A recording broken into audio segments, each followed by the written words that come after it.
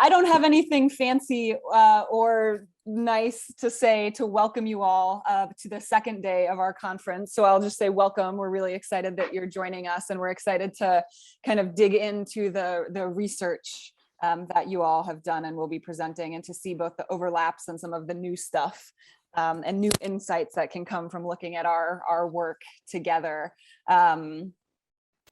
So as we get started, we're going to just say, if you have questions, you can either feel free to save them. We'll do all Q&A at the end of the 4 papers here, but if you have questions, feel free to type them in the chat as we go, or you can save them and we can call on you via the raise hand function at the end. So I will go ahead and kick us off. It was really lovely to get to meet and chat with so many of you yesterday. I'm Jennifer Keohane. I teach in the Klein Family School of Communications Design at the University of Baltimore, and my paper is entitled, "Okay, Karen, Cancel Culture as a Rhetorical Strategy." And I'm not just being snarky, you'll see where that quote comes from in a second.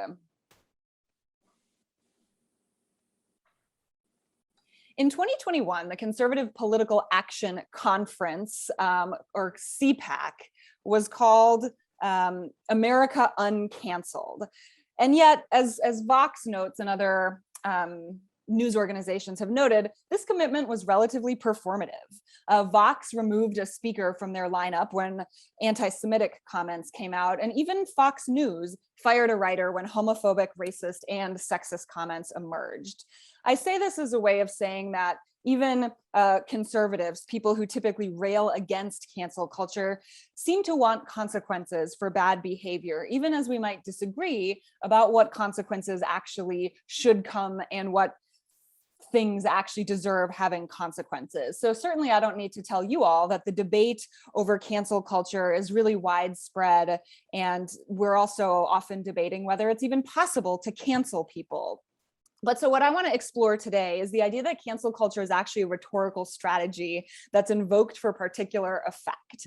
I'm not particularly interested in debating whether cancel culture is real, but I am interested in figuring out how people use it. And I'm interested in folks who claim or argue or invoke cancel culture in their discourse. And so I want to argue today that cancel culture is a rhetorical strategy that's particularly effective at crafting a persona, constituting an audience, and creating a moment, or what rhetoricians might call kairos.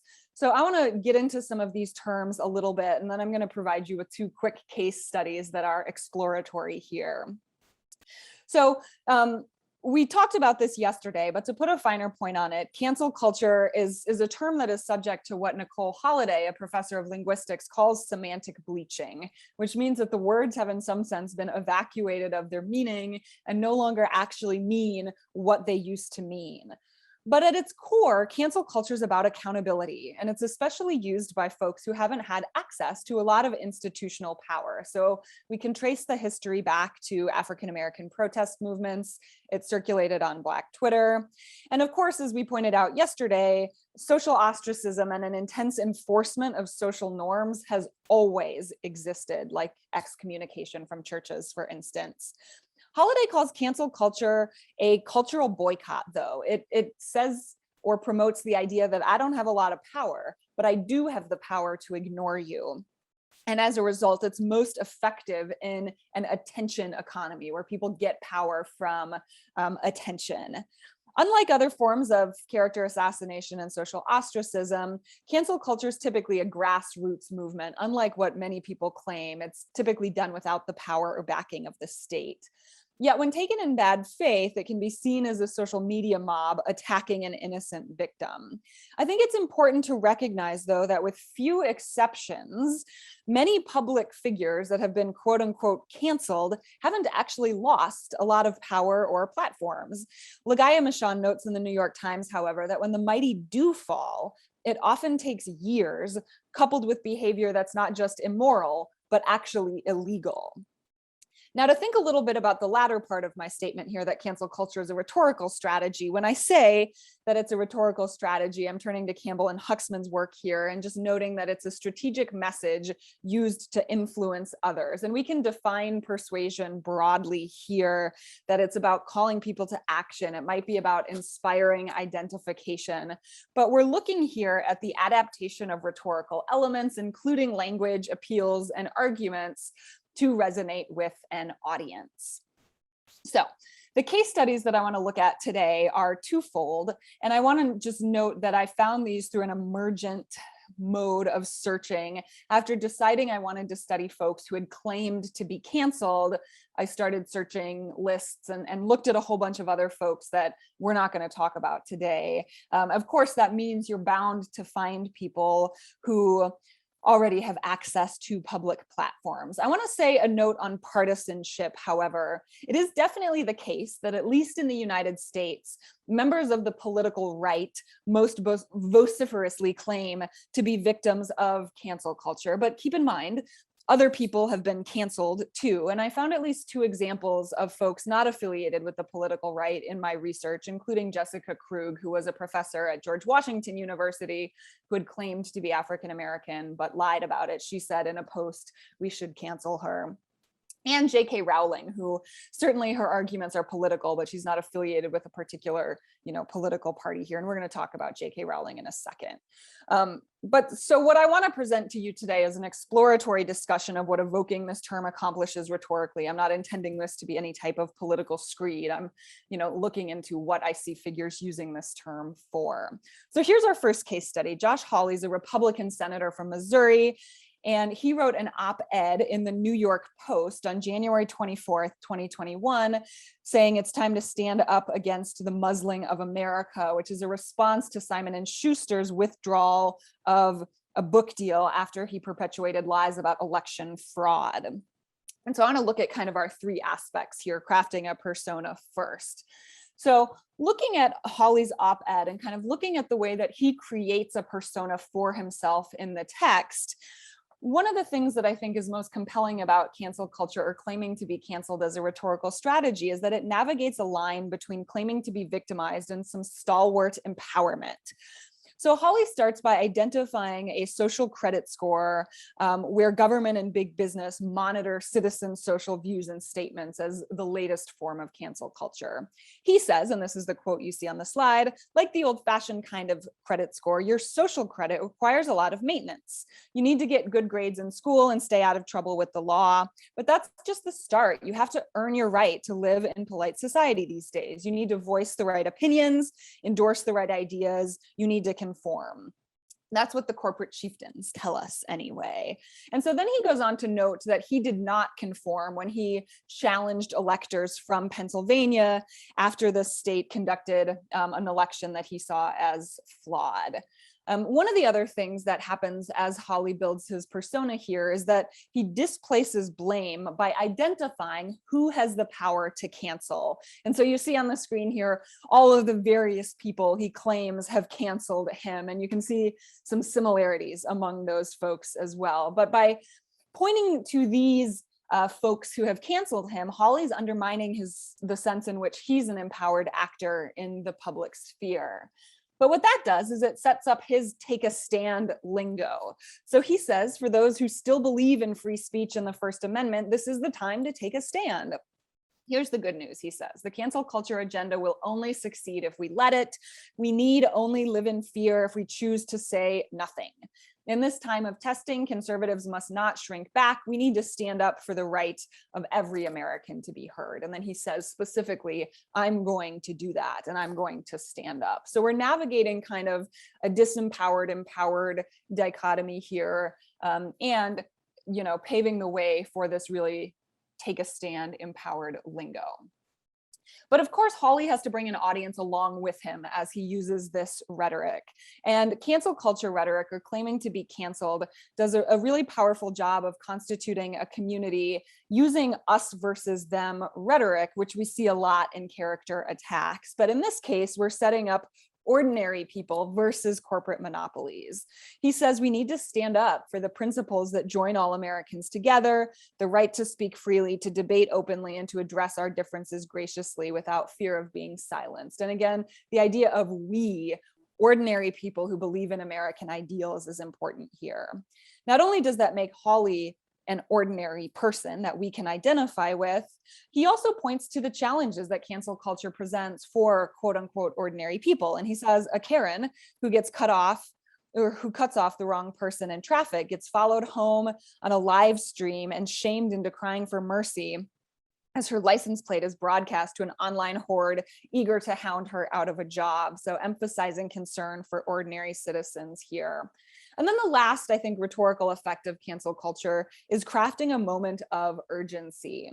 So Hawley says it will get worse. The tech titans have already booted dozens of conservatives off social media.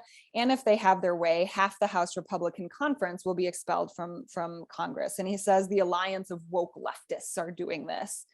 He also says your vote may still be yours, but if your party's denied the means to effectively organize by corporate monopolies, it's not going to win. Your church, well, you can still attend it for now, but go to the wrong church and you may not have a job in a few years. I want to note sort of irony here, given conservative moves in the United States to make it a lot harder for people to vote, but Hawley says this apparently unironically. So what's the point? The point is that invoking cancel culture is a powerful rhetorical maneuver that serves the goal of calling people to action. It crafts a worldview that positions speakers as victims, but also strong resistors, as well as kind of using us versus them rhetoric to create a community to identify with. But lest you think I'm being partisan and just attacking the right, I want to look at J.K. Rowling here as well, who's been held accountable for transphobic comments on multiple occasions dating back to June 2020. When people have called her out on it, she doubled down. The stars of the Harry Potter series have tweeted distancing themselves from her views. My text here is an essay she posted on her website's opinion section explaining her views and where she's coming from. And I think we'll see that there are similar rhetorical maneuvers happening in this text. I'm not going to engage her arguments about trans folks on a scientific or like social political level, but I do want to point out kind of what's happening here rhetorically. She doesn't lash out at cancel culture per se, although she does claim to have been canceled, but the target of her concern is what she calls the new trans activism. And this type of activism in her mind leads to the things that we associate with cancel culture.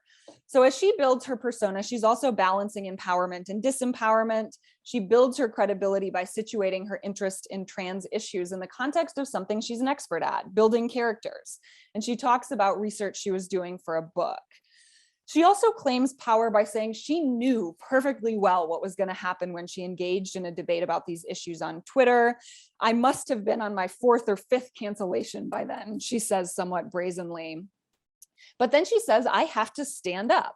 Endlessly unpleasant as its constant targeting of me has been, I refuse to bow down to a movement that I believe is doing demonstrable harm and seeking to erode woman as a political and biological class and offering cover to predators like few before it, she notes. She does also admit weakness, though. She says that Twitter was so bad for her mental health that she stayed off of it. She talks about being ground down by being constantly vilified and gives a backstory on her struggles with misogyny and domestic abuse as a younger woman. She also creates an us versus them dichotomy in constituting an audience and calls us as kind, ordinary people and says there are lots of us. What I didn't expect in the aftermath of my cancellation, she writes, was the avalanche of emails and letters that came showering down upon me, the overwhelming majority of which were positive, grateful, and supportive. They came from a cross-section of kind, empathetic, and intelligent people. She also situates her audiences outside of this particular controversy by noting, if you didn't already know, and why should you, TERF is an acronym coined by trans activists, which stands for trans exclusionary radical feminist. In practice, a huge and diverse cross-section of women are currently being called TERF. So again, we are this huge and diverse group of people, and they are what she calls radical trans activists who are using the tactics of the playground.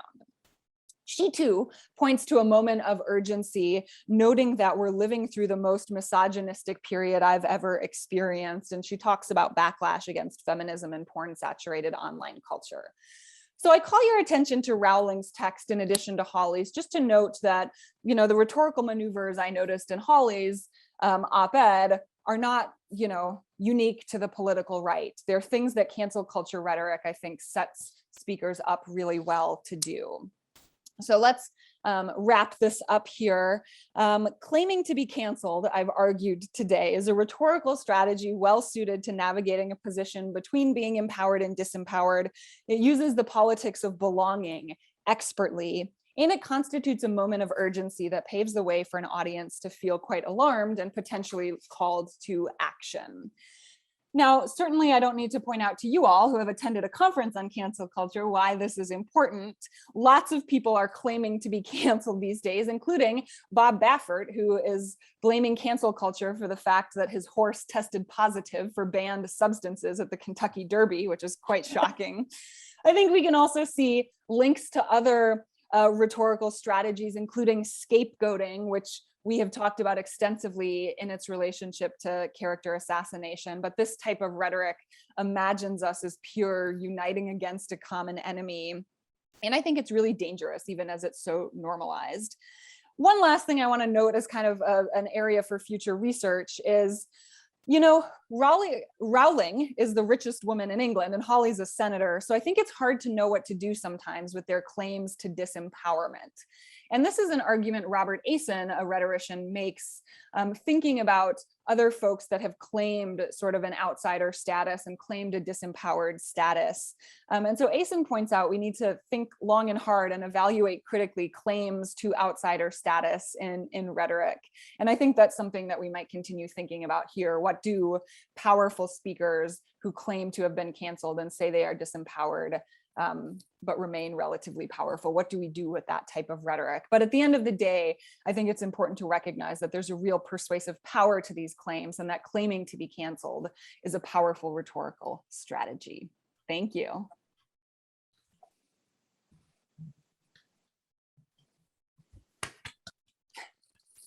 Excellent.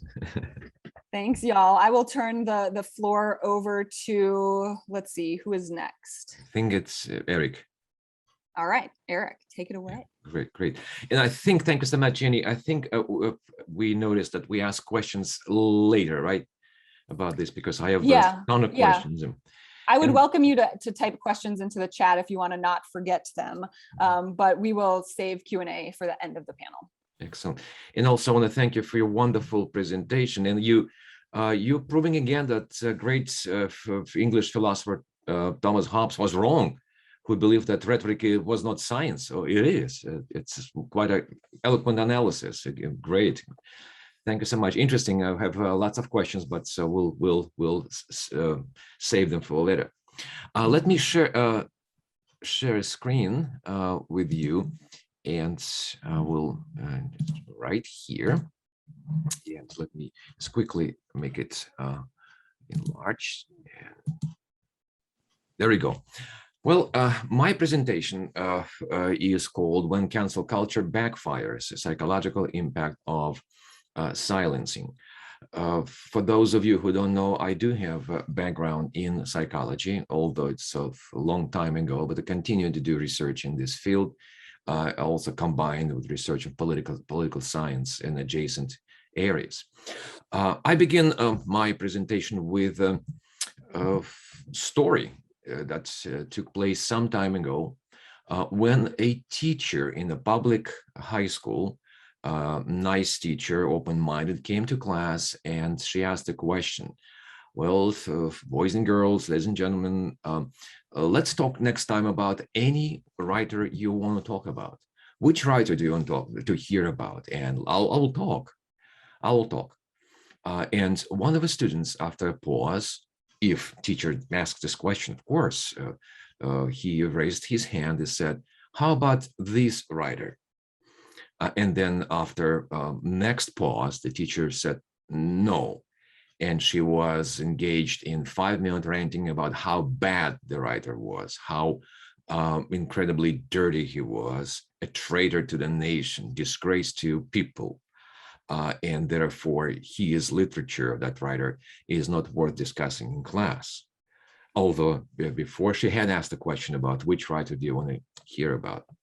As you understand, that's, well, the person who was witnessing this episode was I, and the teacher was my teacher in high school. And the question was from my fellow students, could we talk about Vasily Aksionov? For those who don't know, Vasily Aksionov was one of the great Soviet writers of the 20th century. In fact, he was canceled in the Soviet Union for his books and stories. In fact, he became professor at George Mason University, where he taught for a number of years. And only thing I regret, that's passing by his office, I very seldom would stop by and talk to him, thinking about, I'll do it next time. Well, but it's not just a story about refusing to discuss a writer. Most important thing is a continuation. That's all of us, or at least some of us in class, just rushed to check with our parents, with others about the possibility to obtain some works of Vasily Aksionov. If the teacher said he was a traitor, if the teacher said he was bad, if the teacher said he was dirty in his personal life, well, we were interested to see why this person was so bad and what kind of stuff he wrote in his life. And that prompted many of us to investigate and learn and see. And so definitely it was not possible to obtain his work legally, but well, there were ways and means to achieve that. Well, why do the bad, the ostracized, the marginalized, the smeared, the character attacked, and the canceled still attract attention? What prompts some people, if not many people, to pay attention to those who've been dismissed, diminished, fairly or unfairly? One of the easiest assumptions has been, and I will tell you about the direction of research and some empirical studies that have been done, and partially I was involved and continue to be involved in these studies, and also some hypotheses which I'll try to introduce and at least in part discuss with you, of course, during this short presentation. We know it's so-called forbidden fruit phenomenon, which is not necessarily identified as sociology or psychology or political science, but it's commonsensical. So increased cognitive interest. Why cognitive? Because it's, well, the mind. So just you're curious. Cognitive interest and emotional attraction to individuals and ideas deemed unacceptable, undesirable, or inappropriate. And returning to my example and returning to very easy examples that come to mind, we can talk about Vasily Aksionov, again, the writer who was canceled in the Soviet Union and yet was very popular, especially among the young, especially among the opposition. Studies of Václav Havel, our fellow Martina Klitsperova from Czech Republic, from California, she did study and she published here just with us about Václav Havel being canceled in then Czechoslovakia, and that helped him to gain significant popularity. His works, of course, and also the fact he was canceled in Czechoslovakia. We talk about back 80s, 1970s and 1980s. We can talk about Russian writer Solzhenitsyn, who was officially canceled by Soviet government, and yet his works were very popular, and yet a lot of young people in the Soviet Union were eager to check and learn and see that illegally produced copies of his work because in part of a cancellation. And also a fellow friends from Poland remember the case of Lech Walesa. He wasn't a writer, but he was an electrician from a seaport whose cancellation also prompted in so many ways the change that took place in Central Europe, in Poland in particular, we will not evaluate if why the change took place, but at least he was a fact and his cancellation was effective. So forbidden fruit phenomenon. So why does it work? Why was it working in the past? Why is it working these days? Several clusters of theories have been created. For example, reactance theory, that perceive encroachment on individual freedom, motivates them, individuals, to act in ways that they might not otherwise pursue in order to maintain the sense of agency. In other words, you say to a child, for example, and most experiments were done, studies were done with children. You may not eat this food. That's it. I just tell you not to eat this food, and child will try to eat it. So that's even studies show that how parents will ban healthy products openly, so kids will eat them just despite the ban. This is we call reverse psychology, which had been proven experimentally works. Reactance theory. Not only children, but most experiments were in children, done on children, but also adults. We do have this propensity as human beings, as adults, to believe that we have our own power to make our own choices. And whatever is told to us, even by authorities, even by people who we respect, we still have rights to say no or choose our own path. So it's called reactance theory. The second type of research refers to old-fashioned but still relevant cognitive dissonance. Don't want to insult my fellow psychologists, but remind everyone that cognitive dissonance is our constant attempt to keep a harmonious view of the world. We don't like contradictions. And if there is a contradiction, we must explain it somehow by our behavior, by our action or inaction, by our thoughts, ideas, or by our evaluations of others. So here I put it forming a positive view of somebody who has been canceled as a negative reaction to those who are responsible for that initial act of canceling. In other words, if I don't like my supervisor who canceled my colleague, I will support my colleague because I don't like my supervisor. So if corporate culture cancels this individual, this actress or this actor, I will support them, or at least I will try to find the ways to support them, simply just to express my disagreement with the corporate culture or with organization. So it's keeping balance. In other words, a friend of my friend is my friend. Enemy of my enemy is my friend. So it's in very simplistic way. Third, we call cognitive deprivation phenomenon. I know most of us, if not all of us, I know this phenomenon. So you receive it, some small, you face small mathematical task, just a problem, and you can't crack it. I know you can do it, but you cannot. And all this not important, but you still stick in and try to crack it, try to understand how to explain this phenomenon. So in other words, if we are challenged a little bit, if we're challenged a lot, of course, it makes sense. If we're challenged, we have a tendency to address the challenge.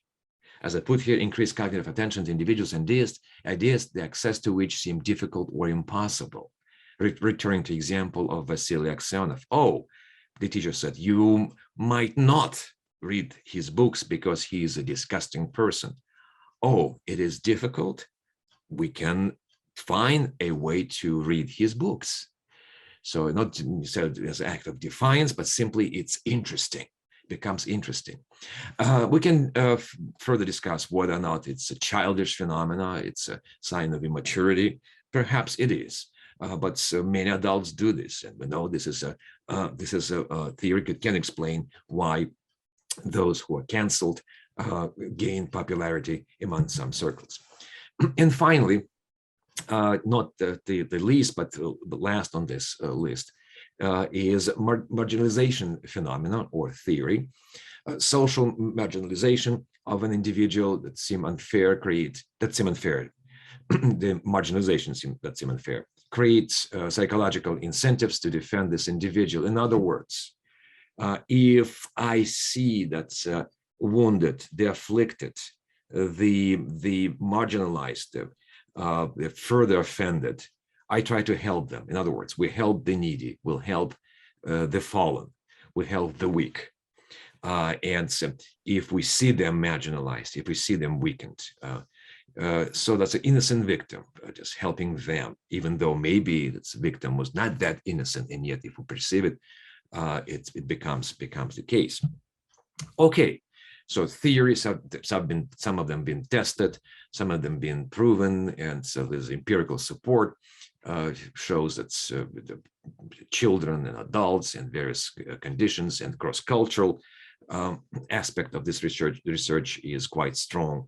So what? But why are some people who are canceled remaining popular, and so what happens to those who are canceled, quote unquote, and then they disappear from public perception?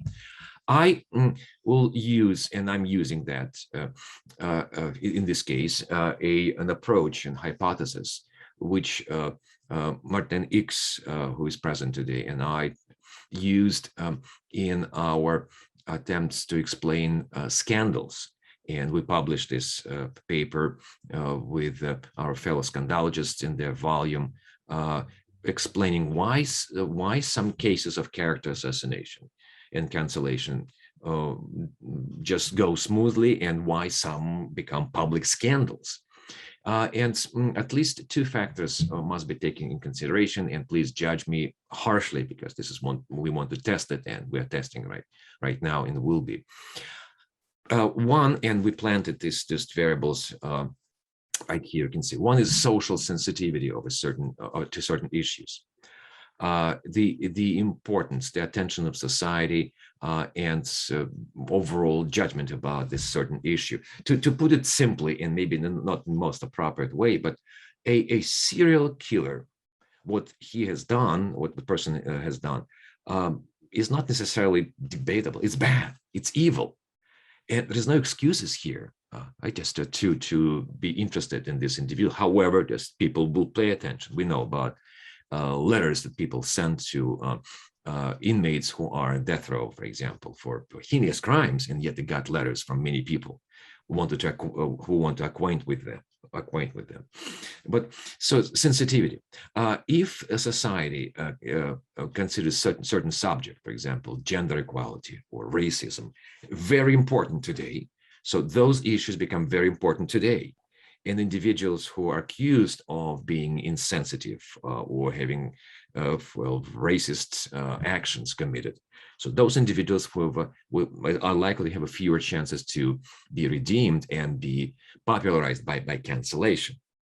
However, if the issue seems to be important, but not that important compared to others, so that person has a greater chance to be redeemed by the forbidden fruit phenomenon. And also the second variable is the quality and quantity of attacks, quality and quantity of those attacks. What do you mean by that? If the criticism, character attacks are credible, they come from multiple sources, they come from individuals who seem to be non-partisan or bipartisan, so the quality and quantity of those attacks become high. But if the source is really partisan, if the source has motives to attack this individual cancel, if you clearly see political or other agenda, ulterior motives, basically the quality becomes low. In other words, we can have two types of cases, at least. Of course, there's a continuum, but we can see those two dichotomies. Lower possibility of backfiring. So a very important social issue, a transgression that took place in that issue, and credible, regardless of the issue, and credible sources that cancel or character attack. And if those criteria are not met, so it's a low sensitivity to the issue and a low quality of such attack, the person has a higher possibility of person's case has a higher possibility of backfiring. So the phenomenon of prohibited, canceled writer is working right there. Disliking the government, disliking the system, pushed many young individuals in countries I'm talking about to seek any excuse, any reason to justify the actions of political dissidents. And this is how it has been working, and I think it is working in many cultures, including our societies today. We're talking about China, Russia, United States, Canada, Italy, Germany, etc. We are just at the beginning of this journey. And again, I would like to test this hypothesis using cases. And certainly we will just make updates, and hopefully if research is good, we will be able to publish it in forthcoming publications. Thank you.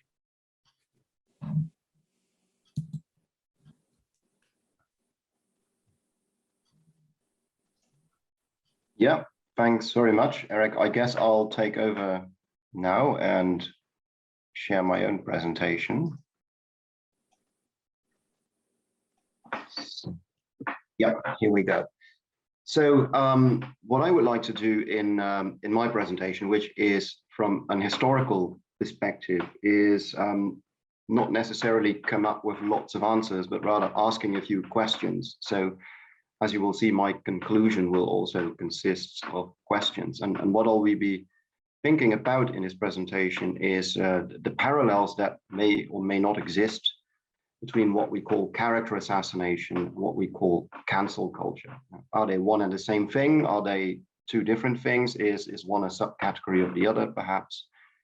And the second question I'll be addressing is, can we find parallels for cancel culture in previous historical periods? Or is this really a typical recent 21st century phenomenon that can't really be compared to any previous times? So here you see Gary Hart, Margaret Thatcher, Richard III, the Empress Theodora, Napoleon. They all have two things in common. The first is that they all feature in the textbook that we published recently as case studies. And the second is necessarily, of course, that they were all the targets of character assassination.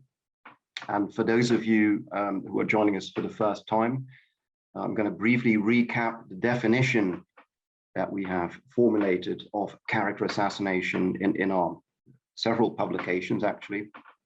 So we define, for our purposes, character assassination as the deliberate destruction of an individual's reputation or credibility through character attacks. And that implies a couple of things. It implies, for one thing, that the target of an attack is an individual rather than a country, a corporation, or some other bigger group. Although, of course, it is possible to take a wider definition, as I know some of our colleagues have done. So that's well, actually, I'm not even sure it's a debate. That's just different ways you can interpret the same term, I guess. But to keep it focused, I would like to just limit it to attacks on individuals. It is deliberate. That means that it is a strategy. It wants to achieve a goal. And because it's about reputation, it also means that character attacks and character assassination are, by definition, occurring in the public sphere. If I insult someone in private, when the two of us are sitting in a bar, for instance, that doesn't count as character assassination because no one else hears about the insult. We've also, as our CARP team, defined what we call the 5 pillars of character assassination. And just to briefly remind you of those as well. So every character attack we maintain features an attacker, or perhaps several attackers even. There is always a target, and whether or not the attack is successful determines whether or not that target becomes a victim, but there's at least a target, an intended victim of character attacks. There is a medium that's being used. That can be a speech, a cartoon, a pamphlet, but we can also think of the media as, for instance, a network channel which has agency of its own. The attack is always occurring in front of an audience that has to give a verdict on the reputation of the target. And finally, attacks always occur in a context, and that can be a national context, a cultural context, a technological context, a historical context. You can think of many different contexts that influence how a character attack proceeds. So with that groundwork out of the way, what about canceling?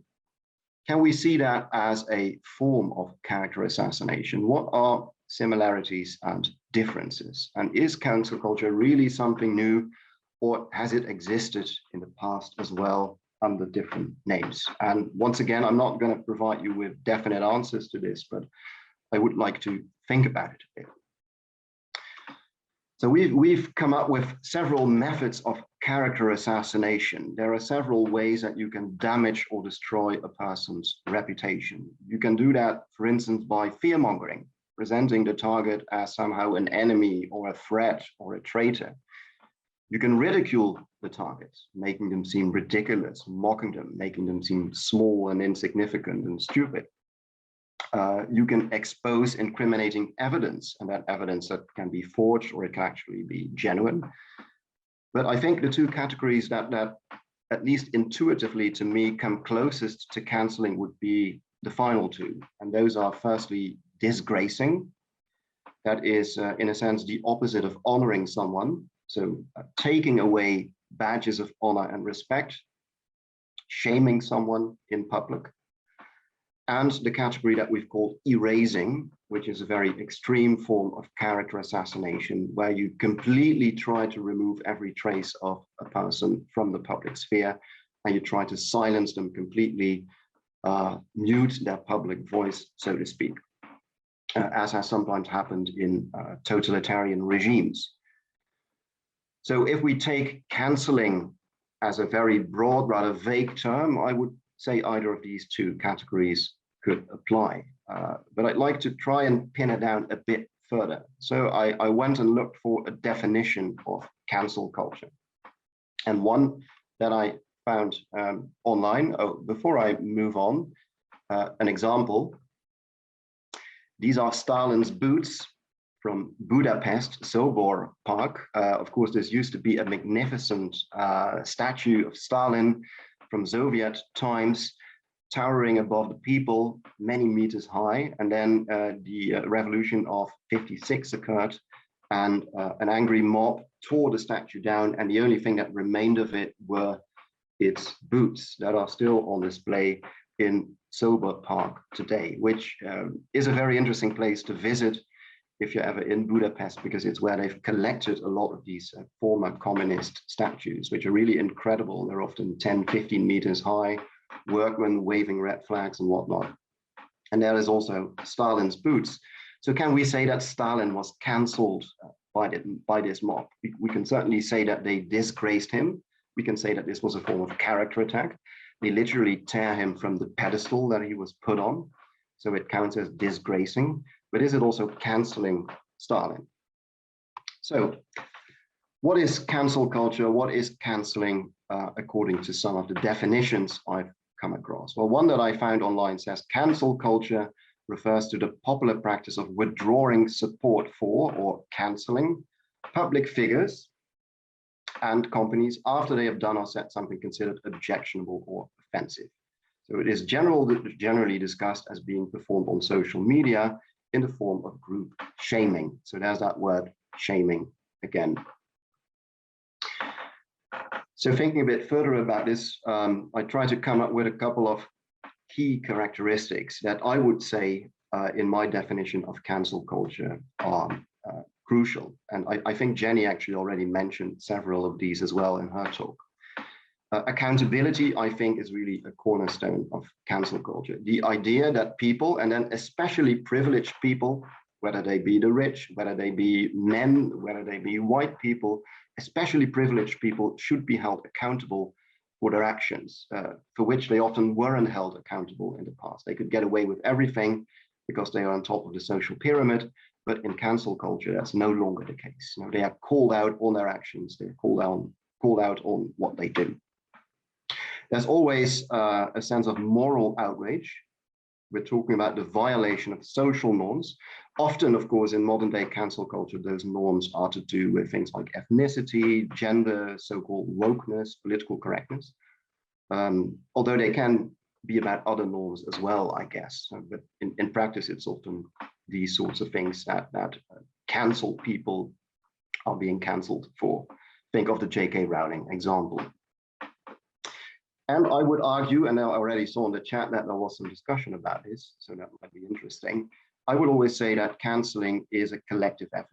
So that there's not one dictator who, like a Stalin type figure, who says, now that apparatchik has been cancelled and we remove him from history books, and that's that. You might call that cancelling in a very loose sense of the term, but the phenomenon we're dealing with in the 21st century Western world, I think, always occurs because of public pressure. So it's a collective action. A lot of us all decide to remove someone from our Twitter account, for instance, or no longer listen to pop music by Michael Jackson or whatever. And even if it's a decision taken by authorities, they take that decision under public pressure, because they have to cancel a particular speaker because there's so much public outcry against him or her. Okay, so to give you one example, and I thought it might be fun to take an example from a Dutch context, because you probably wouldn't be familiar with it. So here we have Jan Peterson Koen, a 17th century Dutch merchant and a bigwig in the Dutch East India Company.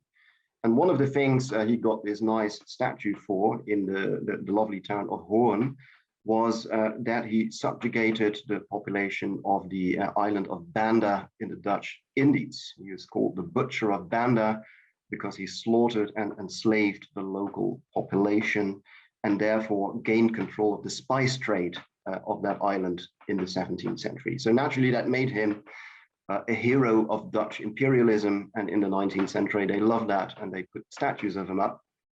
There's even a very important tunnel in Amsterdam named after him, the Koen Tunnel.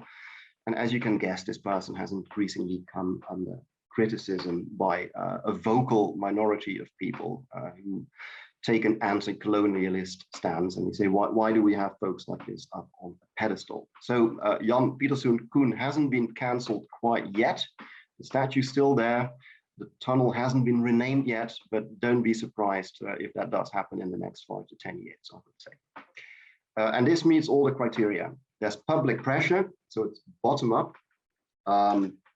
There's moral outrage, and there is holding people accountable that used to be in a privileged position and could get away with anything, like slaughtering the inhabitants of an entire island. So that seems quite clear cut. So can we find historical examples?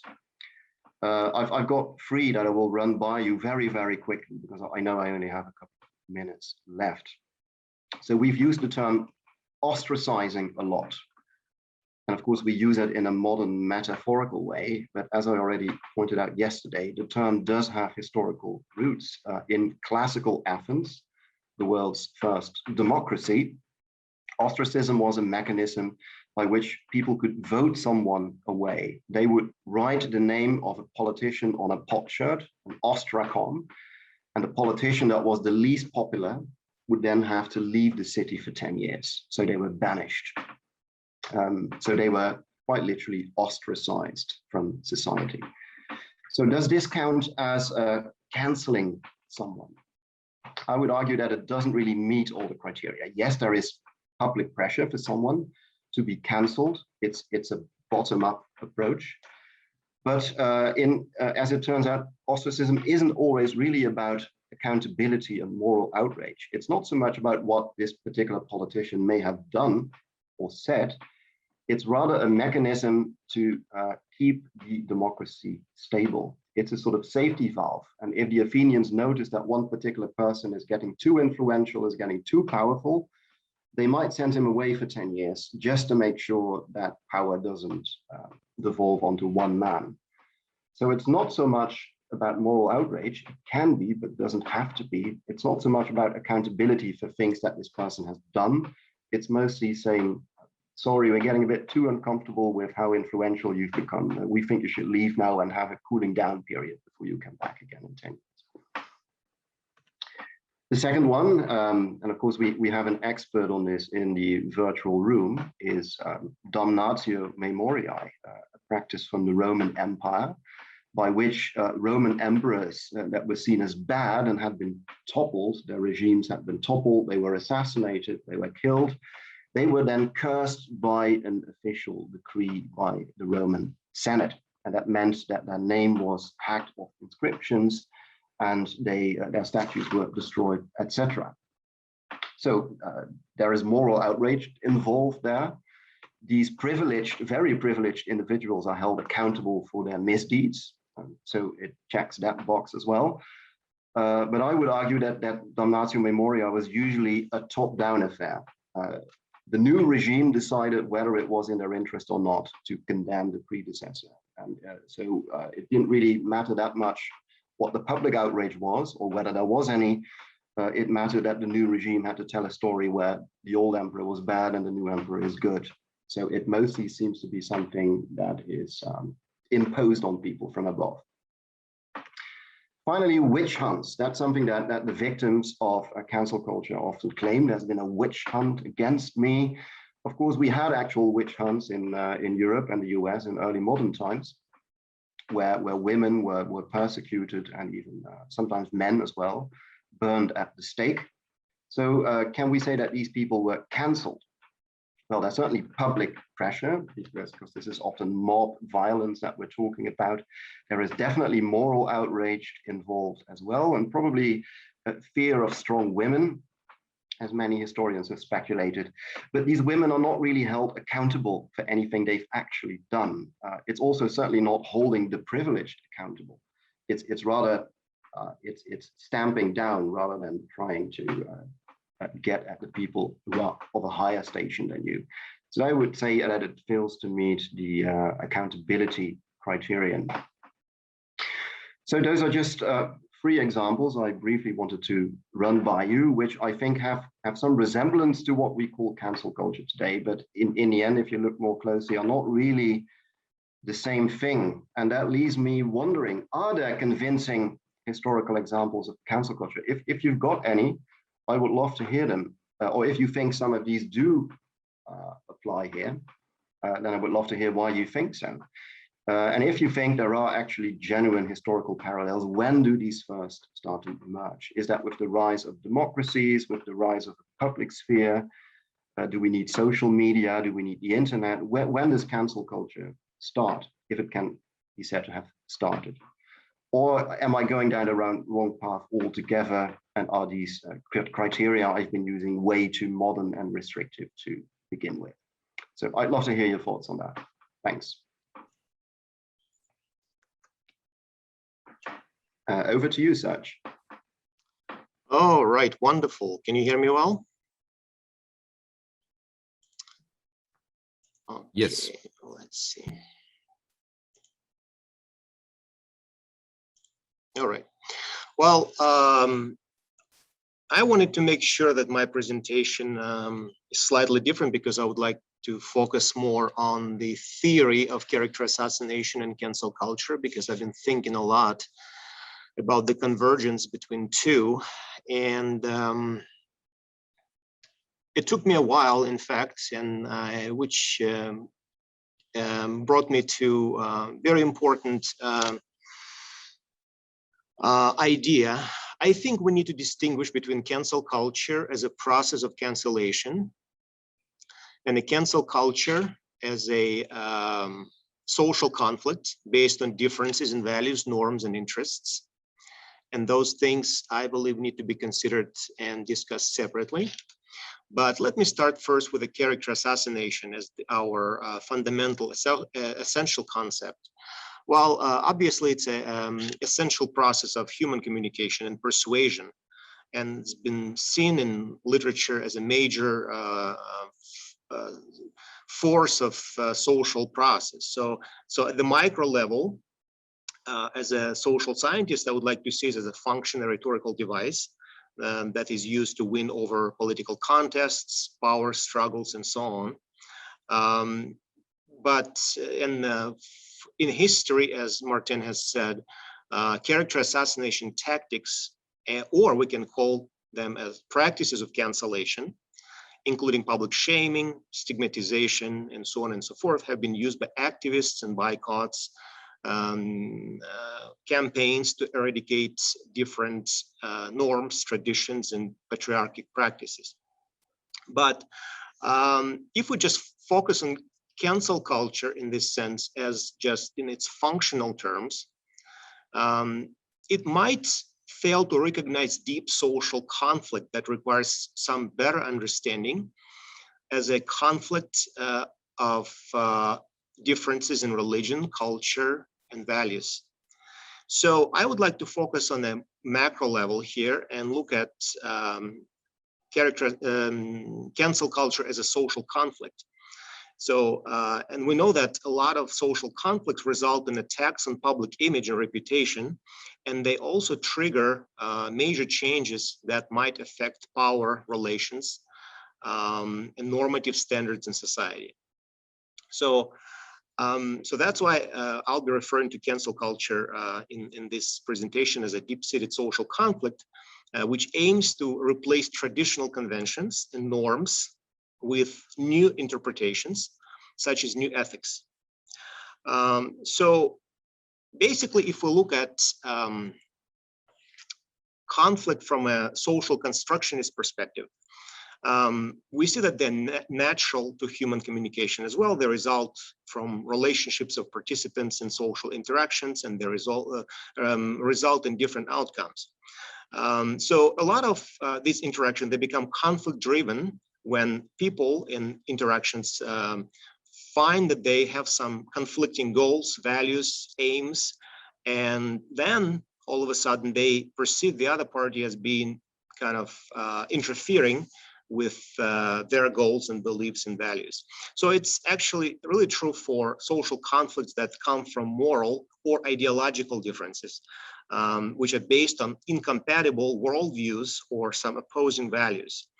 And there's a lot of research and literature on what we call moral conflicts. And my communication colleagues will probably recognize this book, which is was really important book for a lot of us, which focuses on intergroup conflicts happening, you know, from disagreements on morality, right? So basically, moral conflicts represent the most uncompromising types of social conflicts. They arise from moral differences, opposing worldviews, and opposing social realities. So, so each conflict then becomes this clash of contending realities based on superficial perceptions and unflattering stereotypes. And Eric already talked about the psychological predispositions. So then opponents tend to categorize and denounce the personality of each other, and then during these moral conflicts, each side is trying to reaffirm its legitimacy while trying to downgrade the legitimacy of the other party. So, so basically, each situation becomes kind of this disagreements on moral orders that are prescribed in each other grammar, as Wittgenstein would say. So that's why these different moral orders kind of incompatible by default. And that's why, for example, when we look at another social conflict happening, so sometimes these default differences might prevent conflicting parties from reaching consensus. For example, when environmental activists and business developers talk about sustainability, they reach little agreement because one side focuses on environmental sustainability and the other side emphasizes jobs and development and economy and some other concerns. So these opposing parties, they tend to categorize anyone who does not have the same beliefs as radically different, which eventually may result in some moral exclusion. And for example, when we hear about debates on abortion, so a lot of debates might be based on religious doctrine. The other side focuses more on freedom of personal choice. And obviously that results in more conflict and debates in society. There is another important study to consider when we discuss moral conflicts, and that's one from actually from the 80s. It was just published online recently. Pierce, Littlejohn, and Alexandra, they looked at moral conflicts happening in society, and they didn't look at them as disagreements on issues per se, but they looked at basically, again, different worldviews, and which actually led to more fruitful resolution, because the interaction between two sides looked like a jammed machine, and resulted in this reciprocated diatribe or abusive criticism of the other side. So two moral orders are inherently incompatible. What is acceptable or valued within one tradition can be fundamentally different in another, and seen so far. So, for example, pro-life advocates describe their opponents as pro-abortion or pro-death by default. And basically, there is a lot of research that can be seen in these results. So, for example, there is another beautiful study by Klaus Eder about what drives some moral conflicts and who is in charge of moral conflicts. So moral conflict occurs when one group actually becomes to openly oppose moral values of another group, and so they start using what we call ad hominem attacks and character attacks on each other. And that leads to what we call sustained conflict or structural divergence in social sciences, which basically is a locked conflict situation known as kind of spin wheel effect, or trapped in a hamster wheel effect, so in a sense, right? So one important kind of distinction of all of this conflict is that they sometimes result in kind of moral protests and different ideological subversive campaigns, which aim to restructure the established moral order and replace it with a new one, and a new kind of set of ethics. So, as I mentioned before, moral crusade is one of the driving force of this collective protest. And in our handbook, we have a couple of wonderful chapters that talk about the moral entrepreneurs and crusaders in the context of social media. So social media, in a sense, becomes kind of this platform when more larger vigilance campaigns can be exercised, and they can invoke some major tacit moral imperatives on people, right? So, for example, in a study that explored online character attacks on the Minnesota dentist who shot a lion while on a safari in Zimbabwe, it argues that collective character assassination deflects the attention of accuser and audience alike from their own potential faults, while allowing them to demonstrate their morality or strength. So, as I mentioned before, again, those conflicts may result to kind of sustained social discussion and interpretation. Okay, let me move to basically to reputation management concerns. Well, obviously, in this context of cancel culture, it becomes really difficult to manage any reputational issues, and they really present a lot of problems for crisis managers, public relation professionals, and so on and so forth. So, so at this point, what is really important to consider is that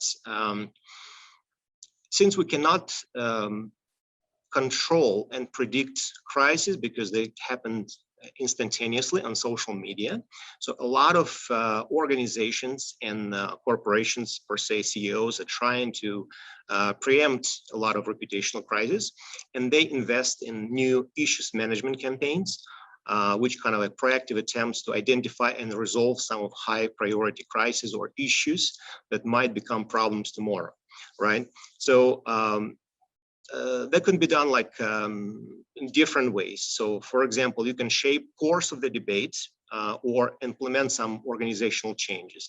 For example, so when in 2018 the Me Too movement happened, so that's really made a lot of companies adopt new harassment policies and employee training in organizations.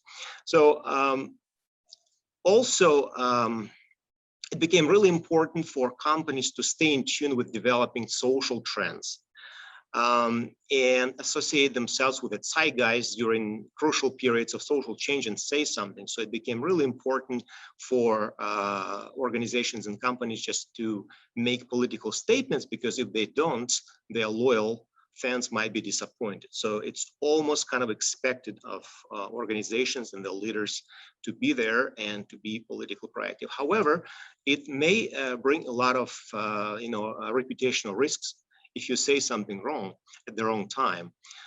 So for example, in 2017, Papa John's took massive brand hits during the NFL boycott scandal when their CEO, John Schnatter, here on the picture, blamed its declining pizza sales on the league, saying it was failing to handle the ongoing protests by football players who kneeled during the national anthem to protest racial injustice. So basically, in response, a lot of consumers took the social media to complain about the company, and they refused to buy in their product.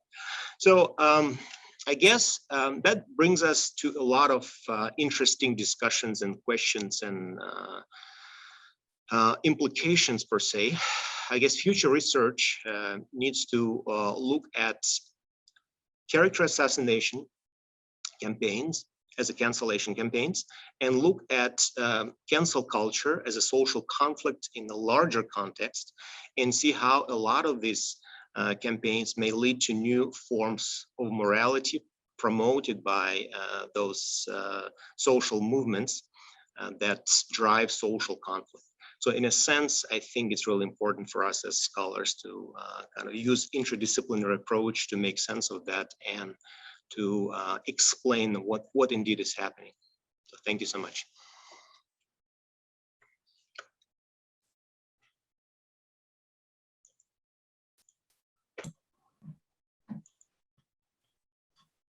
Well, we've got about 8 minutes before we want to turn the floor over to our keynote speaker, and there's been some good debate and questions happening in the chat. If folks had questions that they wanted to pose vocally, I would invite you to raise your hand and we can call on you, but otherwise we can have a conversation about some of the things that we were seeing in the chat during these presentations. But so, you know, if you want to raise your hand. Fire away with your questions. But otherwise, I'll toss one out, I think, based on what we were seeing in the chat, which is, do we agree that cancel culture is always sort of a bottom-up type of situation as opposed to something that comes from the top down? Some folks in the chat were suggesting maybe that when we think about the top-down cancellation, we're talking more about state censorship and that kind of thing as opposed to cancel culture. What do y'all think?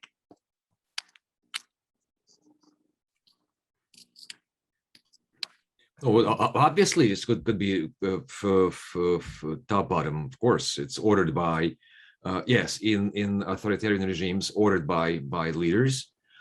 In democratic cultures, it could be political consensus, political climate among the elites, and there are political elites, government officials and they can not really order, but somehow initiate sort of campaign. Could be, but less likely. So it's I think it's a two-way street, bottom up and top to bottom. This could be both. There was a question about sides of the same coin. You think like an autocratic side and a democratic side? Well, there are differences, of course. Well, always a continuum. It's always a cancellation take place in every society, every political culture. And yet some of them have a propensity to cancel from top down because it's just will of political authorities. And so not to undermine the power of political elites in Netherlands and Sweden and United States and Canada, Italy, they have way less power compared to elites in other countries which are not democratic. Mm-hmm. It sounds like you, Martijn, though, were suggesting with public pressure that you're seeing cancel culture as sort of a bottom-up phenomenon. And that's, I think, my tendency to interpret it as well. But yeah, but of course, in the end, this is also a semantic discussion. You can have a broad definition where you you have different forms of cancel culture. I try to make it a bit more specific and geared towards what we're usually talking about when we talk about cancel culture in the 21st century. Excellent. But I see there's several questions in the chat here. Maybe Athanasios? Yes. Most stimulating presentations.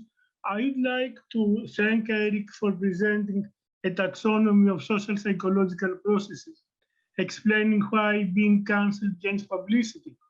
Could the process of enemification provide an overall explanation that the system, by cancelling someone, can create the enemy and activates the process of enemification that expresses people who are feeling uncomfortable with the system to find a way out?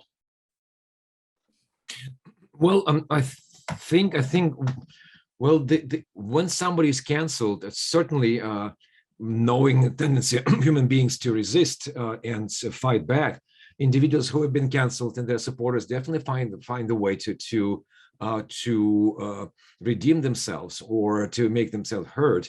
And quite often, there's a tactics known in political campaigns, by the way, that if you have an unknown candidate, and she is not really known by the constituencies, you make everything possible to make her noticeable, which means that even outrageous statements and then cancellation campaigns against her will work because her name will become more and more recognized, at least initial stage of campaign.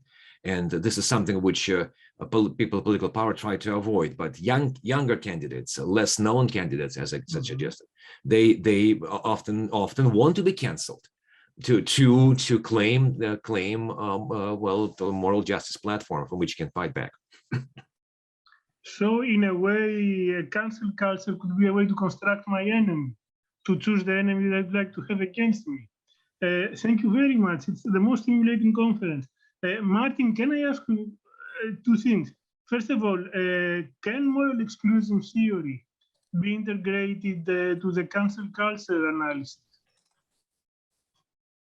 I mean, yes. Moral exclusion as a theoretical framework relates identities with negativity and several forms of very negative situations. So could it be a theory that can have an inroad within the cancel culture? Yeah, I mean, I would be inclined to say yes, but I actually think Eric is better qualified to answer this question than I am, because it's about the constancy of psychological mechanisms and how universal they are. You know, can they simply be applied to other periods, or are they typical for a modern way of thinking? Also, one last thing, I hope that fear-mongering, you have two different analytical categories: enemification, the rhetorical construction of fear, as part of one category, fear-mongering. Would it be better to disaggregate the category so we can have a fear enemification as a process and the rhetorical construction, mobilization of fear as two different categories? Because there are different theoretical frameworks that can be activated. Mm-hmm. Yeah, that would be possible. I think we thought of them as subcategories under that label, but as we explain in the textbook, we've only presented this table of types and methods of character assassination as a sort of a first way of trying to categorize what we've encountered in our research of different types of attacks, and it certainly could be further fine-tuned and expanded. Thank you very much. Thanks a lot. Yeah. Henri? Eric, thank you very much, all four of you, for the lovely presentation. I found it very interesting. I was wondering, Eric, if cancel culture could also be a strategy for personal protection when used as something like strategic ignorance. You mean by the targets, by those who are canceled, right? The strategy to no, also the attacker. It could work both ways. I could imagine that if you attack someone, you strategically ignore him in order to protect yourself. On the other hand, the victim could also try to strategically ignore the attacker or an attacker by deliberately ignoring it? Certainly, exactly. Just to ignore somebody is in fact enhancing certain attitudes. Definitely, as cognitive psychologists have work published on that subject, saying that it's less effort from us. It will take less effort from me just to argue with compared to arguing with my opponent, just to cancel it and then focus on something I want to talk about. And it's easiest, it's way out. It's easier way out, and it could be implemented. By the way, it's being implemented. By the way, I agree with you. It could be both ways. It's again minimizing necessity of cognitive engagements and behavioral engagements in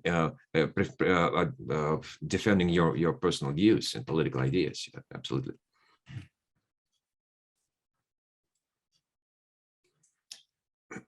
There also was a question about is it possible to cancel somebody unfairly? It's a very good point, because I just dropped this line that you're canceled fairly, unfairly, and I pledge never to my students never use the example of Hitler.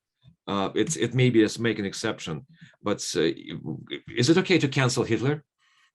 Basically, just in our lectures and our conversations, just simply ignore and just cancel for the sake of decency, for the sake of our moral values and things we stand for together. Of course, every cancellation is viewed from our personal views, and it's also a matter of political views, ideological views, and historical perspective, of course. And that's why I understand this. Fairly, unfairly is not only eyes of a beholder for the most of the time, but still is defined by cultural standards, political standards, and issues of the day. Excellent. Thank you all for those wonderful questions. And I enjoyed engaging with a lot of you all in the chat as well about things like taking down statues and public memory changes as cancellation. The Stalin boots thing is just mind-boggling to me. And I was sharing as well, there's a lot of empty pedestals in Baltimore where Confederate statues have since been taken down as sort of ghosts of people who have been canceled, which is, I think, an interesting way to see how cancellation is never total and complete. There's always the remnants and the lingering ghosts of the people we try to cancel. So we are going to consider this the end of our first opening panel for this conference, and I am going to turn it over to Sergei, who will introduce our keynote speaker, and we can keep the conversation going in the chat as well. Thanks all for your great questions.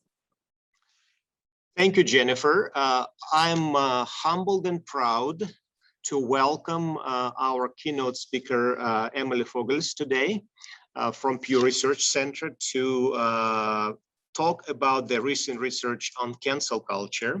So while she's going to share her screen, I'm going to introduce Emily. But before I do that, let me just say that Pew Research Center is a nonpartisan, non-advocacy research organization that informs the public about the issues, attitudes, and trends shaping the world. Their mission is to generate a foundation of facts that enriches the public dialogue and support sound decision-making, and they do not take policy positions. So when you ask your questions, please ask questions that are relevant to Emily's presentation. So Emily is a research associate focusing on internet and technology research at Pew Research Center, and much of her recent work has focused on online privacy and safety, the digital divide, internet use during COVID-19. She received her master's degree in cognitive and affective sciences from University of Wisconsin, Oshkosh, and her bachelor's degree in psychology and human development from University of Wisconsin, Green Bay. Emily is currently finishing her doctorate in experimental psychology. Emily, you have the floor. Welcome to our conference. Thank you so much for inviting me here today. So as you mentioned, I'm here to talk to you all about some research that I was a part of at Pew Research Center. And the presentation that I'm giving here today is based on an interactive data essay we recently released. and it was entitled Americans and Cancel Culture, where some see accountability, others see censorship and punishment. So as we approached this research and thinking through how we wanted to study it, a question that came up is, what is cancel culture, and do Americans know what this term means? Personally, I'm fascinated by the etymology of words, and the phrase cancel culture is said to have originated from a relatively obscure slang term, cancel, meaning breaking up with someone, which is said to have originally started with the song Your Love Is Canceled from Chic in 1981. For about 30 years, cancel held the meaning of breakups. We see this in television, film, and in songs. But as the years go by, we see the term start gaining a new meaning on social media as an expression of disapproval. And within a few years, we see the term cancel culture arise. While this may be the history of the term, it tells us very little about how the general public sees this term, their familiarity with the term, and what they might think about the behaviors associated with it. So we reached out to some experts in the area to get their lay of the land of cancel culture and the related discussions. And from those conversations, we arrived at 4 fundamental research questions. My slides will actually progress. There we go. So we wanted to know, who has heard of cancel culture? When you're in the midst of studying this, talking about this, it seems like it's everywhere, but is it actually something that most people in the general public have heard of? And among those who have heard the term, what do they think it means? We were also curious about the behavioral side of these incidents. So from the conversation with experts, we saw this tension of, when people call out others on social media for potentially offensive content, do people see it as holding people accountable or punishing those people? And with that tension in mind, we were curious why people hold that stance. We conducted our research using the American Trends panel. This is a panel exclusive to the Pew Research Center. We have about 15,000 panelists. For this study, we used a little over 10,000 of them. The panel is weighted to be representative of the American population using gender, race, ethnicity, partisan affiliation, education, as well as other categories to ensure that it is representative of the population. We had a margin of error of plus or minus 1.6 percentage points, and we fielded this survey about a year ago, so September 8th through the 13th, 2020. So this was in the lead up to the presidential election in the US.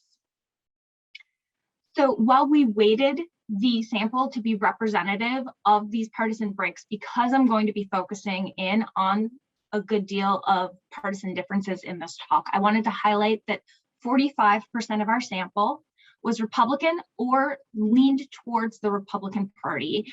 So that had a margin of error for that, for those breaks of 2.3 percentage points, where Democrats and those who lean Democratic took up about 50% of the sample with a margin of error of plus minus 2.2. So who has heard of cancel culture? We wanted to ask this question because, like I said, when you're studying it, it feels so pervasive. But what we found is that only about 44% of the American population had heard at least a fair amount or a great deal about cancel culture. In fact, we see that 56%, majority by a slim margin, had heard nothing at all or not too much about this term. And when we look at the partisan breaks, while we sometimes think of this as a partisan issue, it is not that Democrats or Republicans are more or less likely to have heard of this term. In fact, what we see is that those on the ideological margins, those conservative Republicans and liberal Democrats, who are more likely than their more moderate counterparts to have heard of this term. So we wanted to ask the individuals who had heard of cancel culture, so the 44%, we asked them an open-ended question. In your own words, what do you think cancel culture means? And so they were able to respond with whatever they wanted. We then used inductive coding, and 8 key themes emerged in terms of what people seem to be describing cancel culture as. So among the 44% of US adults who had heard at least a fair amount about cancel culture, we see that the most common description that they provide is actions taken to hold others accountable. So about 49% said that cancel culture is actions taken to hold others accountable, while about 14% described censorship of speech or history. We see 12% talking about mean-spirited actions taken to cause harm to others. And we see smaller shares talking about people canceling anyone they disagree with, that people who are challenged online face offline consequences like being fired or boycotted. About 5% say that cancel culture was an attack or is an attack on traditional American society. About 4% talk about cancel culture as being a way to call out racism, sexism, and other social ills. And we see a small share, 2%, saying that the term cancel culture is a misrepresentation of people's actions. And there were about 8% of responses who did not fall clearly into any of these response categories. So I wanted to walk you through some of these open ends because they're so rich and fascinating to really kind of dive in to see what people had to say. So we see here a woman in her 50s, a moderate Democrat, describing cancel culture as accountability, saying cancel culture is a method of withdrawing support for public figures or companies. It can also be considered to be used as a form of online shaming in social media platforms. A woman in her 30s, a liberal Democrat, says cancel culture is a movement to remove celebrity status or esteem from a person, place, or thing based on offensive behavior or transgression. While these quotes themselves are not necessarily stating clear favor or opposition to cancel culture or these attempts at accountability, I do want to highlight that there were individuals who overtly said, people are trying to hold others accountable, but this is misplaced, ineffective, or overtly cruel. So it's not that inherently accountability was seen as a positive thing. When we look at some quotes here from people who are saying cancel culture was censorship, I have a quote here from a man in his 50s, a conservative Republican, saying, cancel culture is trying to silence someone who does not have the same beliefs as you. Basically, it's taking their First Amendment rights away. It violates affected people's civil rights. We see a man in his 70s, moderate with no partisan leaning towards Democrats or Republicans, say, cancel culture means rewriting history and stopping the acknowledgement of facts because they are offensive to racial, religious, ethnic, economic groups, etc. It is rewriting of history to make people comfortable by ignoring facts, things that really happened, good or bad. And lastly, I'm going to share a few quotes from some individuals who talked about cancel culture as a mean-spirited action to harm others. So we see here a man in his 50s, a conservative Republican, say, cancel culture is destroying a person's career or reputation based on past events in which that person participated, or past statements that person has made, even if their beliefs or opinions have changed. On this other side of the slide, I have a quote from a man in his 20s, a liberal Democrat, saying cancel culture is a synonym for political correctness, where words and phrases are taken out of context to bury the careers of people, a mob mentality. So on this slide, we see a conservative Republican and a liberal Democrat both expressing the similar view.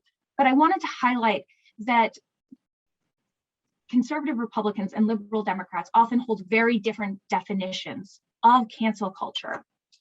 So if we look here, this is just a few of the different themes that we saw emerge from the 44% who had heard at least a fair amount about cancel culture. We see that liberal Democrats were very different from conservative Republicans on saying that cancel culture is actions taken to hold others accountable, with conservative Republicans who had heard of the term being much less likely than the liberal Democrats to say that it was actions to hold others accountable.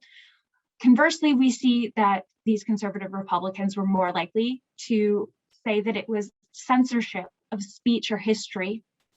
And at the bottom of the slide, you'll see that they're also much more likely to say that it was an attack on traditional American society. Since cancel culture can mean different things to different people, we also wanted to look at a particular behavior. Specifically, we wanted to look at calling out others on social media for posting content that might be considered offensive. We wanted to know whether people saw this as punishing people or holding them accountable. And we wanted to then dive in to understand why. So we see that about 58% of Americans say that when you call out content on social media that might be offensive, you're more likely to hold the person accountable. Well, about 38% say that this punishes people who don't deserve it. When we look at this overall general population number, it kind of loses the nuance and the stark differences between Republicans and Democrats. So when we look at that partisan break, we see that Republicans are more likely to say that it punishes people who do not deserve it, while Democrats point out that they see calling out others as holding people accountable for their actions. So we really need to understand this partisan difference when we talk about whether people see calling out others as punishment or accountability. So we wanted to dive in and understand why they thought it was accountability or punishment. And as we go into this, I just want to remind people that while punishment, a greater share of Republicans mentioned that code, and for accountability, a greater share of Democrats mentioned that response. Once Democrats and Republicans had sorted into either punishment or accountability, the responses and themes that we saw from this open-ended question looked very similar. So we do not separate each of these codes out further by partisanship, but when we go through some of the open ends, you can see a variety of quotes from both Republicans and Democrats. So why do people think that calling out others on social media is accountability? Well, among the 58% of US adults who said calling out others was a form of accountability, we see 11 key themes emerge encoding these open-ended responses. The most common response was that it was a teaching or learning moment, that it was an opportunity to inform someone and help them understand why what they said was offensive. The next most common response is that people needed to consider the consequences of what they say. Smaller shares point to social ills such as racism or sexism would be exposed by calling out these incidences, that people need to think before they speak, especially online, that calling out others on social media in and of itself is a form of accountability.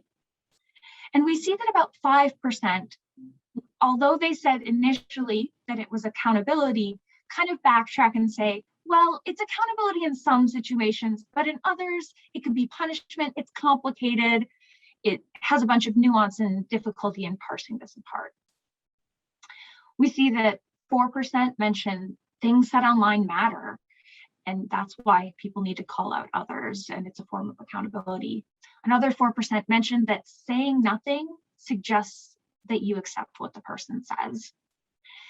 And very small shares bring up that it's a step towards a better society, that it's important to have people explain themselves, and about 2% point to their own personal experiences or anecdotes to explain why they see it as accountability.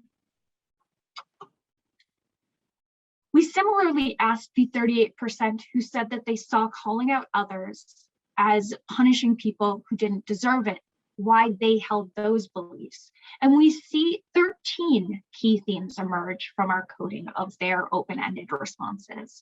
The most common response related to people need to consider the context in which a statement was made. And the next most common was that they felt that people were overreacting to the content they were seeing online.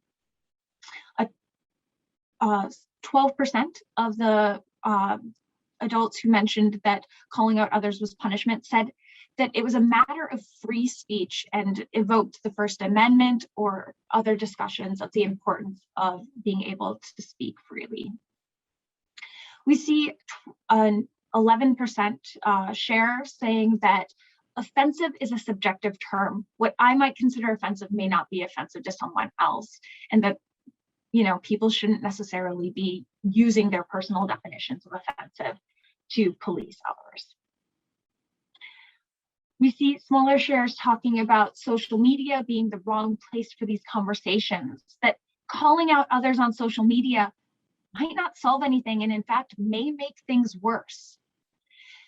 And some people talk about if people are offended, they should take a different course of action. Instead of calling someone out on social media, you could delete them from your friends list. You could block their content. You could take the initiative to remove them from your feed without affecting their ability to post. We also see small shares talking about it's punishing people because people are just trying to force their views on others, that people will just cancel anyone they disagree with. A small share of adults who mentioned that they felt like it was punishing people who didn't deserve it say that they felt like white people were being marginalized by those who were calling out others. Small shares on the punishment side also mentioned, similar to the accountability side, having mixed views. While they initially said it was punishment, they did say, in these circumstances, it's punishment. In these circumstances, it could be accountability. It's complicated. There's a lot of factors here. There's mixed efficacy in these situations. We also see a small share talking about their own personal experiences and anecdotes to explain why they saw it as punishment. And lastly, a very small share bring up the theme saying that they see this as punishment because people are just trying to make themselves look good by calling out others. So after the quotes were coded, we noticed some similarities and groupings amongst the codes, both within and across the accountability and punishment open-ended questions. By grouping these codes into broad areas, we were able to identify 5 key areas of disagreement that respondents seemed to be gravitating towards in their arguments for why they held their own views of calling out others as either punishment or accountability. Specifically, we see disagreements around such issues as whether people call out others are rushing to judge or trying to be helpful, whether calling out others on social media is a productive behavior, whether free speech or creating a comfortable environment online is more important, differing possible agendas of those who call out others, and lastly, there was a difference of opinion about whether speaking up is the best course of action to take if people find content online offensive. So I want to walk you through each of these 5 disagreements and share a few quotes. As we walk through these quotes, there's going to be bolded text that was added by myself just to highlight some key elements of these because some of the quotes can be quite long. So the first area of disagreement I want to talk about is whether people are rushing to judge or trying to be helpful.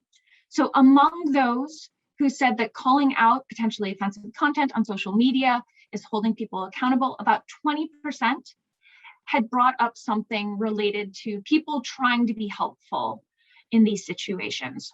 Well, among those who said that it was punishment, about 35% say that people were trying to rush to judge. And we see things along those lines. So I have here a quote from both sides. Let's start with the accountability quote. We see a woman in her 70s, a moderate Democrat, saying, offensive comments must be addressed or diffused in a way that can bring a more positive understanding to the discussion. One changed mind is worth the effort. So suggesting that people are trying to be helpful in these situations. On the punishment side, we see a woman in her 60s, a conservative Republican, saying it's too easy to be offended and not even try to understand the issue. Too often people say accept diversity, but are unwilling to listen to others' ideas. So we see this people rushing to judge and make assumptions without, listening to others or taking in the larger context. Next, we see this debate of whether or not social media is a productive behavior. So about 16% of the responses from those who said that calling out social media or calling out potentially offensive content on social media was accountability say that it is a productive behavior and evoke that, while about 13% of those who talk about calling out others on social media as punishment say that social media is not the right place for these conversations. So we see here a man in his 30s who sees calling out others as accountability says, calling out is the closest thing we have to crowd control on social media.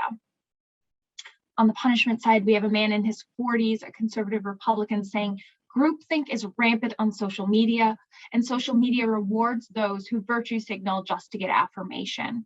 Some will ruthlessly attack people perceived to be in the wrong in order to get affirmation. So seeing this tension about whether or not people think that social media is a productive behavior or a productive place for these conversations. So next we have this tension between free speech and creating a comfortable environment online. The Pew Research Center has studied this tension in the past between free speech and creating a safe and comfortable environment online. And we saw this organically arise in the responses of our respondents in these open ends. And so we see that about 10% of those who say that calling out others on social media for potentially offensive content is holding them accountable, say that it's important to create these safe spaces online and that you need to be cognizant of what you're saying. Well, on the punishment side, we see 12% of those who say that it punishes people who don't deserve it, talk about free speech and the importance of being able to say what you want online. So we have here a quote from a person in their 20s, a liberal Democrat on the accountability side, saying people who promote and validate views that hurt other people should have to deal with the consequences of their actions. Well, on the punishment side, we have a woman in her 60s, a conservative Republican, saying, freedom of speech, the cure for speech you do not like is more speech, not less.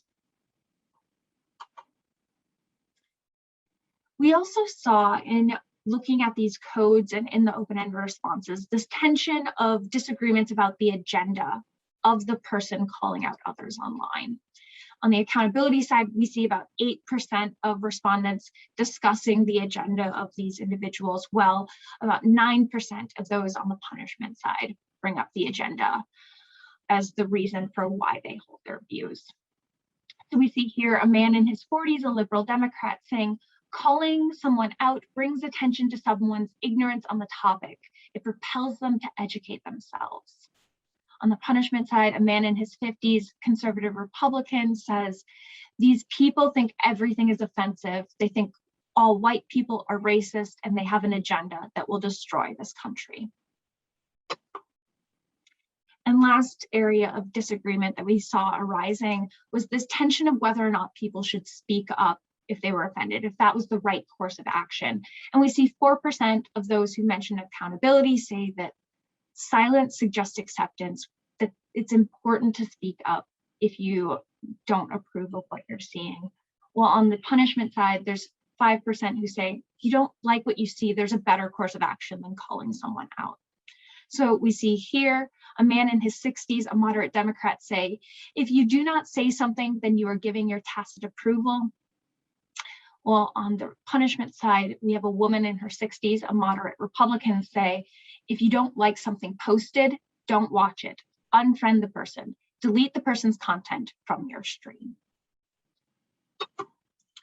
So as you're taking in all of these findings, I wanted to highlight some important considerations as you think about these results.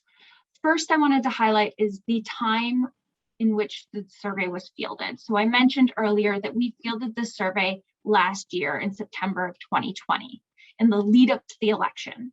As such, we cannot parse how more recent events and news headlines may have shifted familiarity with or views of the term cancel culture or the public's perceptions of calling out others. We do feel comfortable that we got a wide and diverse range of views about what cancel culture means, and the breadth and depth of those answers gives us confidence that we picked up much of the spectrum of what Americans feel and think about this, even though our question was before some of the more recent news stories. Next, I wanted to highlight that we focused on just one specific behavior. We chose to focus on calling out others, as it is a behavior that has received a fair bit of media attention and can be done by any one person to any one other person online. However, this does mean that we do not have assessments about other behaviors that are often associated with cancel culture. Next, I wanted to highlight that we did not do a sentiment analysis of these open-ended responses. So, as I briefly mentioned before, some of the folks who say that cancel culture was accountability in defining what cancel culture was, they talked about actions to hold others accountable, but they might have, there was a small share that were saying that it was not a good thing. And conversely, there were respondents who were in favor of some forms of censorship. So we cannot say from merely the definitions whether people thought that this was a good or a bad thing in terms of what cancel culture is. Next, I wanted to highlight that while a majority of respondents answered our open-ended questions, there were notable shares who did not respond. And while those who did not respond may have held different views than those who did choose to respond to these open-ended responses. And lastly, while we asked about the behavior of calling out others, we did not ask about the term call out culture. I know this is another popular term used in some conversations on this topic, but as we did not ask about it directly, we cannot assess if people are familiar with this term, what they think the term might mean, or their views on this term more generally. So, some key takeaways. The term cancel culture is rife with disagreements, which are quite partisan in nature. There are even differences in opinion over what it means in a very drastic way, as we saw conservative Republicans and liberal Democrats holding very different views in how they define this. And these disagreements extend to people's views about the motives and intents and impacts of calling out others. So Democrats and Republicans also largely disagree about whether calling out others on social media holds them accountable for their actions or punishes people who don't deserve it.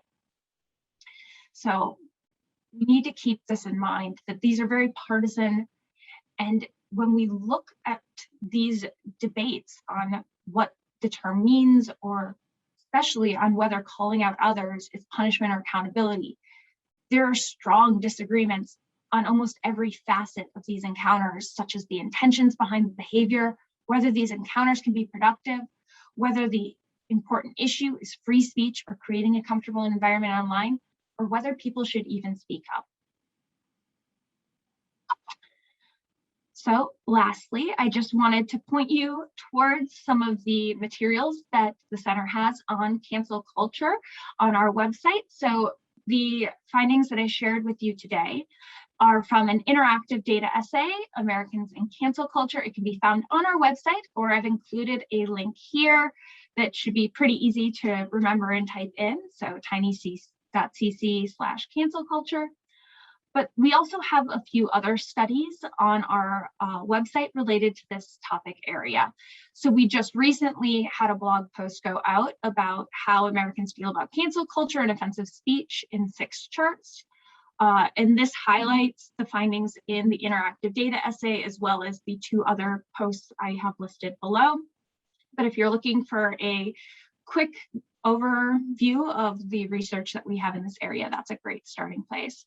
We also have a post entitled "Partisans in the US Increasingly Divided on Whether Offensive Content is Taken Seriously Enough." And this dives into some of those tensions about free speech and creating comfortable spaces, as well as whether people think that offensive content online is taken too seriously or not seriously enough.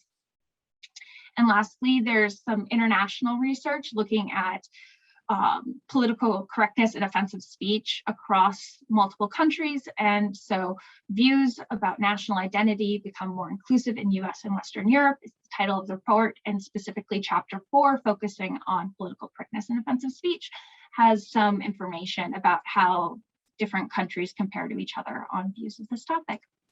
So thank you all so much, and I will now open it to questions. Thank you, Emily, for your wonderful presentation.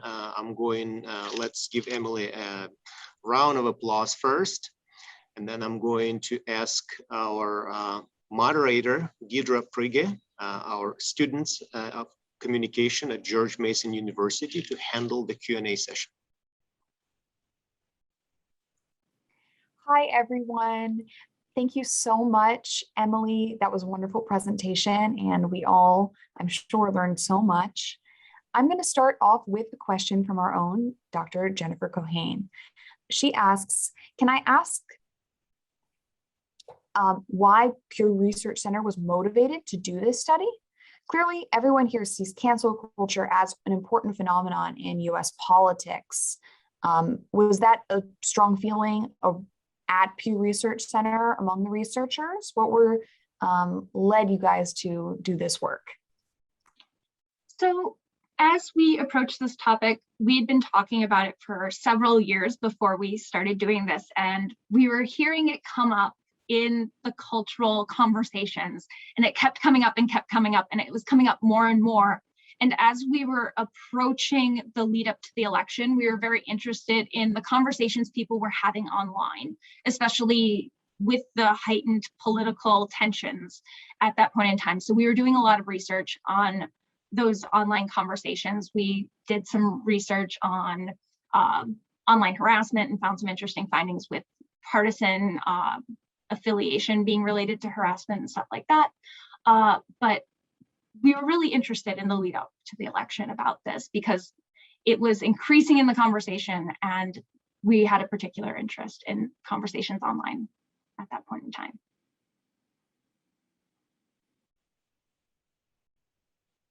Awesome. We have another great question from James. James says, Emily, do you have any other variables that you explored rather than partisan affiliation? For example, race, education. Oh no, I might not be responding. My apologies if I cut out there for a second. The internet has been a little bit wacky. Do you have any other variables to explore other than partisan affiliation? For example, race, education, age, or socioeconomic status, how they relate to people's feelings on cancel culture? We looked into these other variables, and in the essay online, you'll see that we share some findings in relation to familiarity with the term cancel culture, with younger folks being more likely to have heard of the term, men are more likely to have heard of the term. But when we started looking at differences of views, the story was heavily partisan, and it was surprisingly so, because we thought that there might be some of these other differences, but it was so strong in the partisan differences where the others were not as consistent. That's really interesting. We have another question here from Irina Zuckerman. She is asking, were there any answers regarding cancel culture's effectiveness as a tool for deterrence or a tool to maybe prevent one political view that one side finds to be detrimental to the public discourse from being expressed? Did you find that people had thoughts about that, or did it really focus more on whether it's accountability or punishment? So when we asked about the term cancel culture and asked people to tell us in their own words what they thought this meant, we did see conversation coming up about, you know, certain groups being more likely to be targeted by cancel culture than others. We saw discussion of using these mechanisms to call out racism or sexism, but we also saw people saying like they're using it to try to silence my perspective, they're trying to silence my, you know, political identity. And so we did see this tension, and using these elements in that way. People were discussing it, but we did not code it in that way because we were trying to keep it more open to, you know, how they were defining it rather than the mechanism by which it was being used. So we have that broad category of like actions taken to hold others accountable, but we also had, you know, censorship. We had, you know, attack on traditional American values, which people sometimes evoked their, you know, stances. You know, I've been this way, this is my identity, and people are trying to tear this down, even though I've been able to live my life like this for years, and suddenly now I'm wrong. That's really interesting, and it makes sense why you coded it that way. Leslie asks a question that is somewhat related to your answer. Did you see what the effect of cancel culture on the observers was, especially from the long answer portion of your survey? For example, the people that responded with personal anecdotes, have they tended to be impacted towards the cancel culture as punishment side, towards the accountability side, and what did that look like? So people who brought up that they themselves had been targeted, those anecdotes were more often in the punishment side. Specifically, a quote stands out to me when we asked, calling out others on social media, why do you see it as punishment? Someone said, I lost my job because of my stance on Black Lives Matter, which was a very interesting and very straightforward quote of a personal anecdote for why they held their views. Some people went more in depth of, you know, saying that they had experiences where they were saying something, but someone had taken what they said out of context and they felt that they had been misjudged. There were people who decided to talk about stories that they had read in the news more than their own personal experiences, and they felt that someone in the news had been mistreated. But we also see on the other side, people talking about like, I've seen people say this or that, and I felt it was super important to step up and say something, that this person should be called out for these reasons. And I thought that it was right that this happened in the news. So we see this tension with, you know, personal experiences coloring, you know, responses very clearly, but those were not the majority of responses. Most people were not evoking personal experience. Great, that's really interesting. Divine asks a question which is related to when you discussed that the election was a big reason why you decided to pursue this line of research. Do you see cancel culture as having impacts or an interaction with the 2020 elections and election results? And is there any forecasting? Obviously, that's very, very difficult to do. Which side seems to be triumphing with results to the debate on cancel culture? And did you see any of that in your results? So I think it'd be a super interesting study to conduct and dive into those interrelationships. We did not ask directly about that, so we don't necessarily have data. In the open ends, the election did not come up that much, which I don't know if people would find that surprising or not when asking about this topic, but it was not a heavily mentioned thing. Most people were talking about their views and were not evoking news stories. They were not evoking, you know, public figures informing their stances. But like I said, in terms of like familiarity with the term, we did see partisan differences in just the ideological ends. So the liberal Democrats and the conservative Republicans were more familiar with the term, which means they were also more likely to get the follow-up question when we asked why they or what they thought it meant.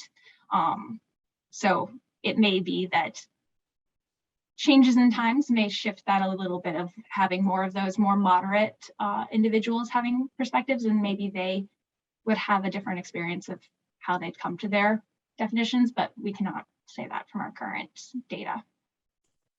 That makes sense. And I think you just answered that, but Leslie asks, did any of the respondents mention if they voted or intended to vote?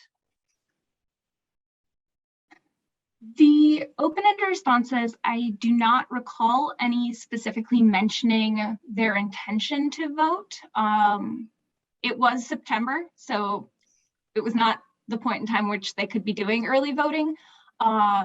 There's other research at the center that has done stuff on intention to vote, and you can see some of that data if people had interest there. We did not look at it directly.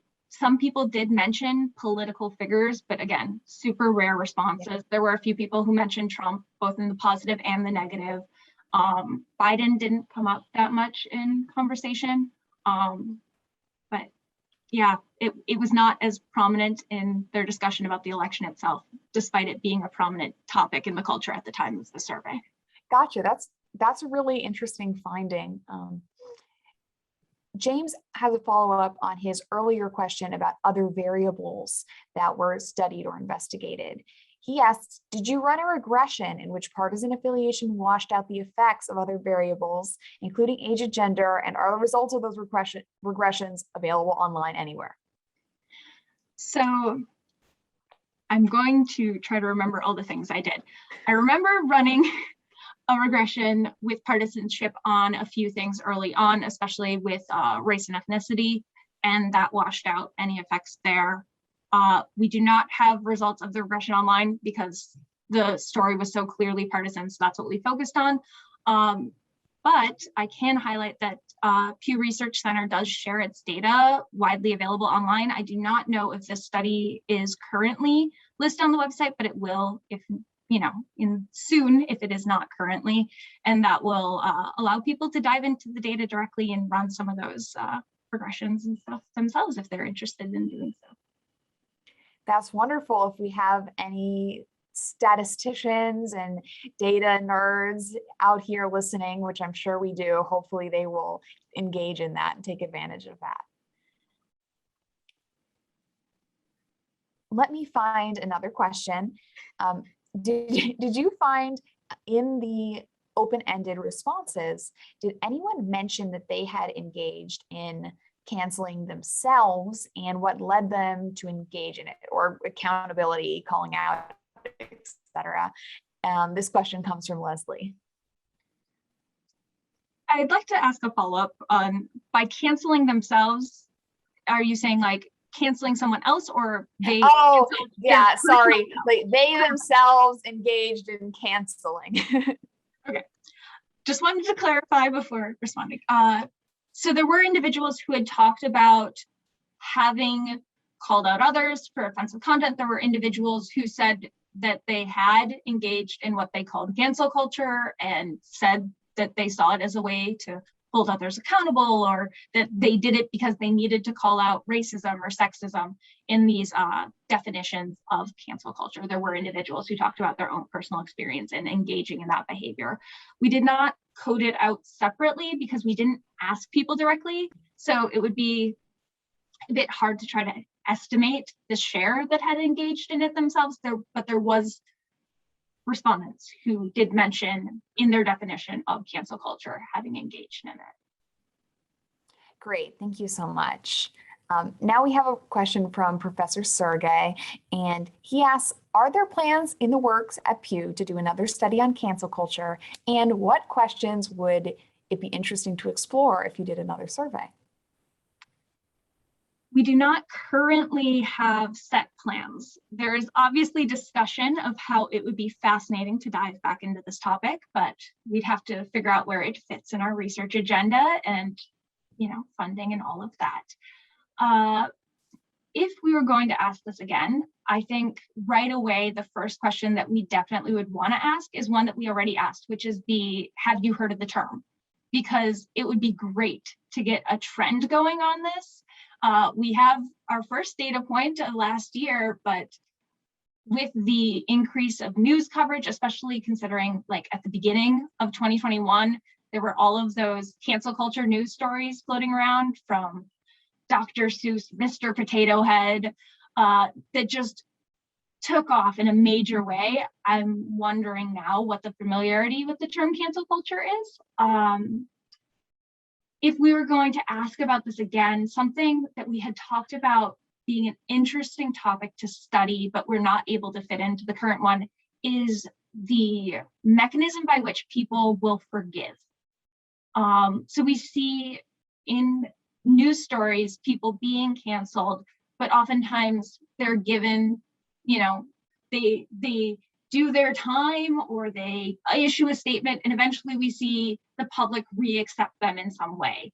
And so we were very curious about that, but we couldn't fit into our current study to really dive into people's thoughts about that, what they think should be done. I think that would be a very fascinating area to dive into and explore more that we wanted to, but it is a difficult topic. We definitely tried to write some questions and it was just very hard to parse apart. And in the end, we chose to just try to go with the straightforward, like, starting point story.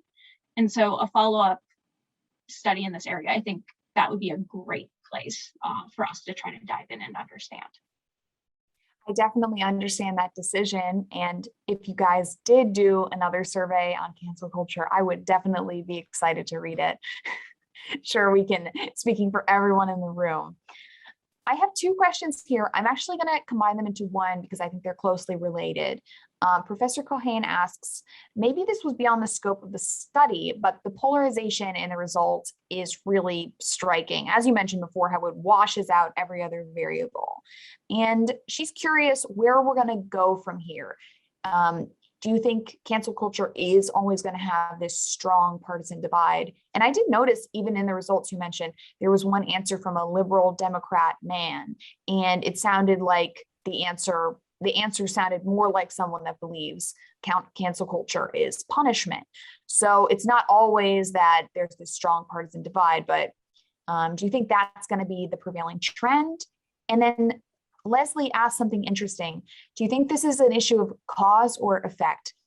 That Democrats, for some reason, just like cancel culture more? Or is it that right now they are more likely to be in one side, maybe the not getting canceled side of the culture, so they are liking it more? But if it just switched one day and the Republicans were canceling all the Democrats, do you think we would see a little bit of a switch in the results? Until we have trend data, I feel a bit uncomfortable speculating about the partisan lines from other research that we've done on different topics. So, for example, evoking the views of offensive content. And so we did a study on that. I mentioned it earlier. So when we look at people's views of offensive content online, is it being taken too seriously or not seriously enough? We have a trend on this, and we see that it's become increasingly partisan. So originally, our first data point, Republicans and Democrats did not differ in their views on this topic. But in recent years, it's become more partisan. And so I don't want to try to extrapolate what cancel culture might look like in a few years on the partisanship, because one data point does not a trend make. And in terms of personal experience coloring responses, I'll once again highlight that people who felt like they personally had been targeted unfairly definitely brought up that they thought that it was punished, like that's responses we saw on the punishment side. I can think of specifically in the punishment open-ended responses, there were some Democrats, I cannot remember, moderate or, liberal, but there were some Democrats on the punishment side who did bring up that they had been targeted by being called out online and felt that they had been punished unfairly. So until we extrapolate further and have like very clear data to say that those are related, and be able to say that that is tied to the partisanship, I can't say for sure, but we do see that personal experience does seem to color. I did not see any open-ended responses where people were like, I got called out and I think it was accountability. Like that didn't show up in the open ends, but we did see the inverse. That makes complete sense. And that connects to something someone else asked as a question, whether people in the open ends talked about themselves experiencing cancellation or online blowback. And yes, as you spoke to, people did talk about it. They were none too happy about it, etc. And definitely would not want you to engage in, rank speculation on the future state of our polity. But we really appreciate hearing what you've learned just from all the research that Pew has done on this topic. we have two comments / questions from Professor Shiraev and Keohane, and they wanted to discuss global attitudes towards cancel culture. So Professor Shiraev says he would be interested to see in Pew's Global Attitudes Project cross-national trends related to cancel culture, and maybe even see if people are familiar with that term in other nations. And Professor Keohane is curious about the international resonance of this term. So whether it seems to be circulating in public spheres in other countries and in their political life. So, well, I was not part of the research. The last study that I mentioned on my previous slide did do some international work on views of offensive content, and they did not use the term cancel culture in that. So do not have a reading on that. And if you were speaking to someone on that team, maybe they could explain and say like, oh, they had done preliminary research or something on that, but I was not part of those decisions, so I don't want to speculate on that.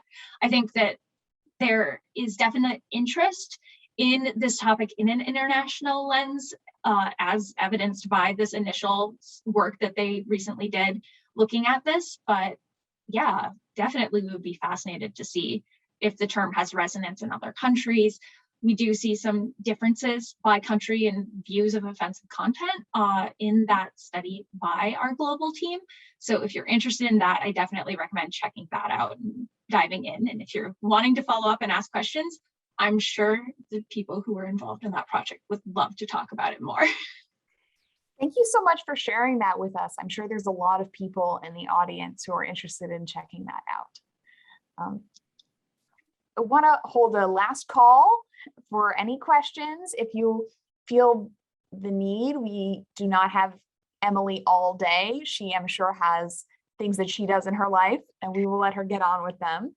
But if people don't have any additional questions, I want to thank Emily so much for coming and giving this wonderful presentation and showing us all of Pew's and her fascinating efforts and work on this topic, because we really appreciate it. Thank you so much for inviting me. It's very flattered. Thank you. Thank you, Emily.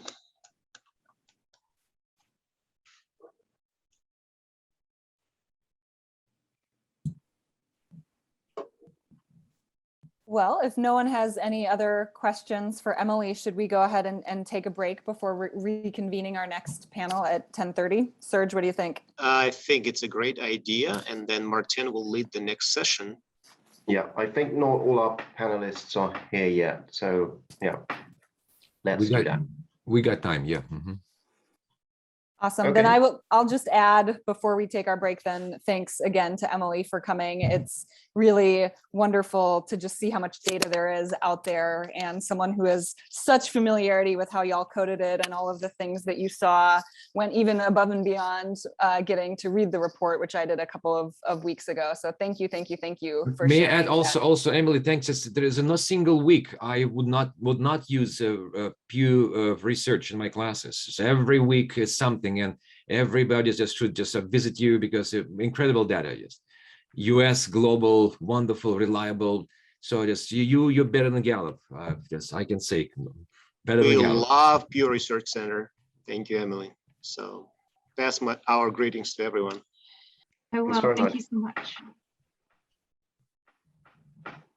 Awesome. Then we will see the rest of you all back here at 10:30. Feel free to stay logged into the meeting and just turn your mics and camera off, which is what I'm going to do. And I'll see you all back at 10:30.